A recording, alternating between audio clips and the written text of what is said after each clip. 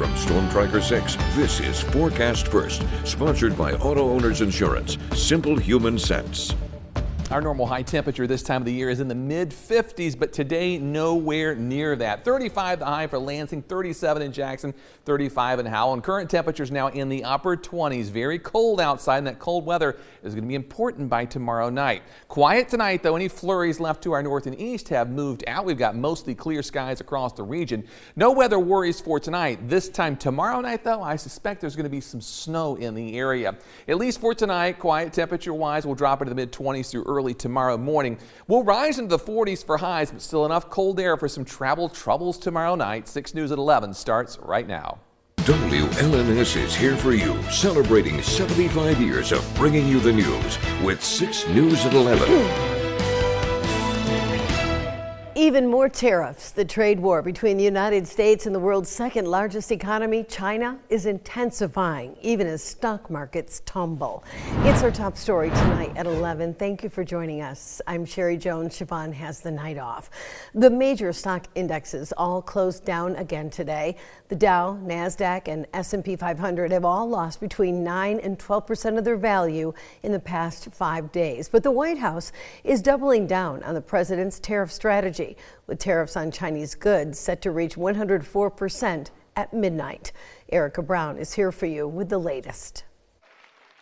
President Trump remained optimistic about his tariff rollout Tuesday as he signed an executive order aimed at revitalizing the coal industry. The tariffs are on, and the money is pouring in at a level that we've never seen before, and it's going to be great for us. The president says his administration is doing, quote, very well in early talks with trade partners looking to negotiate tariff agreements, and says South Korea and Japan are headed to Washington for meetings. We've had talks with many countries, over 70. They all want to come in. Our problem is can't see that many that fast.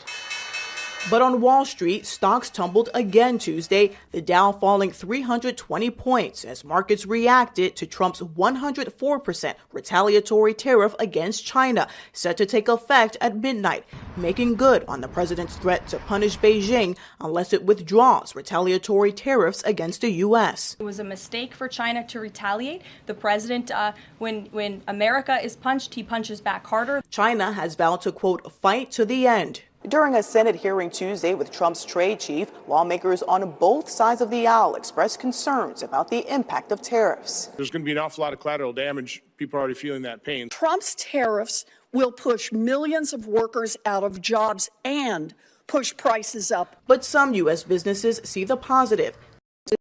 Shrimpers say tariffs on imported seafood could level the playing field. It's coming from countries that don't have minimum wages. It's driven our price so far down that a lot of the shrimpers can't even go out and work. According to the Southern Shrimp Alliance, tariffs have pushed imported shrimp prices up 50 cents per pound. Erica Brown, CBS News, Capitol Hill. And speaking of money, there's a debate on Capitol Hill tonight about whether to implement work requirements for many adults who get food assistance through the SNAP program. House Republicans are pushing for stricter work requirements in an upcoming bill, saying those requirements would pressure people to seek new employment. But Democrats argued this would exacerbate the existing problem of high prices and an unsteady economy. Experts were brought in to present arguments on both sides. Under federal law, able-bodied adults without dependents between 18 and 54 years of age have to work at least 20 hours a week to keep SNAP benefits for longer than 3 months. Republicans claim state governments use loopholes to let people avoid that requirement. Speaking of helping people in need, the city of Lansing discussed a new study on homelessness in the capital city tonight and got input from the public. According to the survey, a little more than 700 people experiencing homelessness in Lansing were able to get steady housing in 2023. Of those, 38% took part in permanent housing programs and 39% had to access other housing subsidies.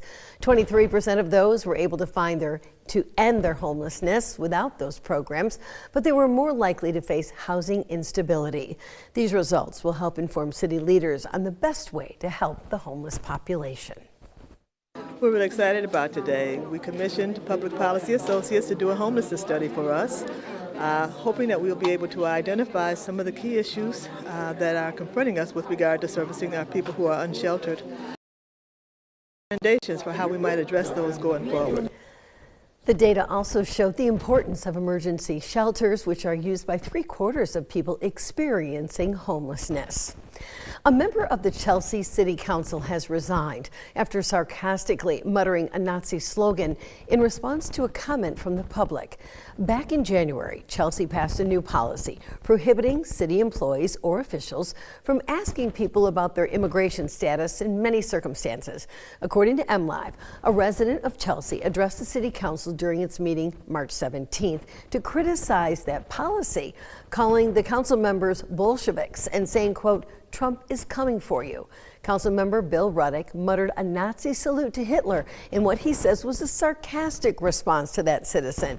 He later apologized, but last night the City Council voted to censure Ruddick for interrupting that resident, which is against city rules. Then today he submitted his resignation, saying he did not want to become a distraction to the City Council. We have an update for you tonight on the Associated Press. A federal judge has ruled the White House cannot ban AP journalists from presidential events.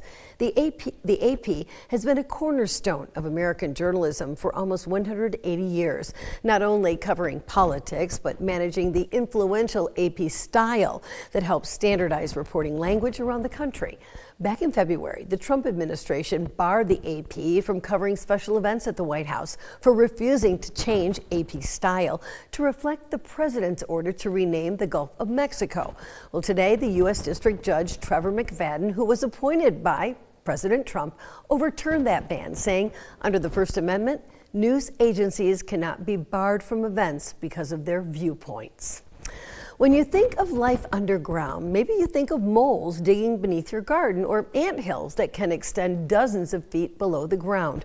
But microbes go much deeper than that, with some species living miles below the surface. And Spartan researchers are shedding light on this hidden world. Specifically, the Spartan researchers took a closer look at the microbes living up to 700 feet below the surface, which have a big impact on things like soil formation, nutrients, and the water cycle. They examined the DNA of the microbes down there and discovered a whole new group of species or phylum of bacteria. They also showed that these bacteria, they're not just sitting dormant, in fact, they're active and growing. And now the Spartan team is trying to grow these bacteria in a lab to learn more about their unique biology.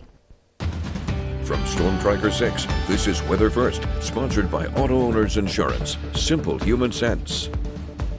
You know, those microbes are watching tonight. They're saying, no, not more snow, right? Thank goodness we're way down there. But we've got some accumulating snow in the forecast over the next 24 hours. High temperature trend. We're in the midst of the cold snap right now, and that's going to last through Thursday before things begin to warm. And in a big way for the weekend, as highs by Sunday, we're in the mid-60s, and it's looking good next week. A cool down, but mid-50s, we could certainly take that.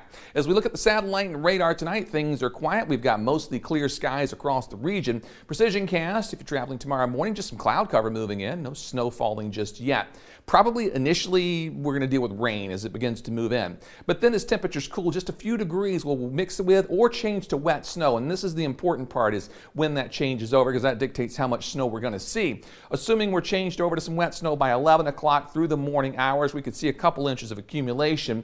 Low pressure passing just to our south. Now, it's going to be out of here quickly Thursday morning, so by Thursday afternoon, whatever snow we get will melt fairly quickly as temperatures climb back into the 40s. Here's a look at the potential snowfall. This is, when you're talking about April snow, there's a lot of variability involved. 1 to maybe 2 inches, but certainly if it were just all snow, you could be looking at 3 or 4 inches. So change over time is critical, but I feel like an inch or 2 is probably the safe bet as far as accumulations go. And unfortunately, it comes during the morning hours on Thursday, so watch out for a little slippery travel to start the day. Temperatures tonight, only a few numbers coming in, but you get the idea. 29 for Lansing, same thing in Jackson, 32 in Adrian. On the Skyview Network, our live conditions, this is from our weather sensor, so it'll be there. Temperature 29 degrees. High this afternoon was 37, morning low was down to 25 degrees. Breezy at times today, dropped wind chills into the teens and 20s, currently 28 in Grand Ledge. with a high today of 36 and our wind gusts up to 22 miles per hour. No precipitation, of course, other than that stray flurry we saw earlier.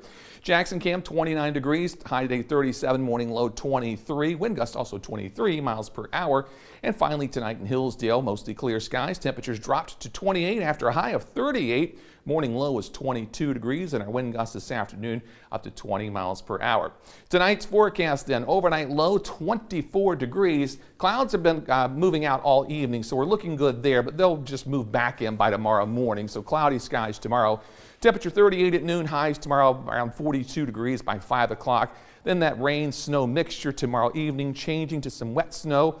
Not quite enough for me to go with a weather-aware day on Thursday, but there may be a little slippery travel to start. Temperatures generally at or above freezing, 40s by the afternoon. Over the weekend, looks good. Mid-50s on Saturday, 60s on Sunday. Some showers possible Monday. We're still in the mid-60s. Next week, while it is cooler, it's not cold. Highs in the 50s. Rain showers again next Friday. That clears out for next weekend, and more 60s move in. 2 nice weekends in a row, the way it looks now. Well, you know what? I was thinking about the weather that we could see around commute time home, and I'm thinking people have forgotten how to drive in that kind of weather already. It doesn't take long. Every year we go through that, right? I know. All right, be careful. This is like 3rd winter. We've still got 4th winter to go, so stay tuned for that. Yeah, exactly. Thanks, David. Well, coming up on 6 News at 11.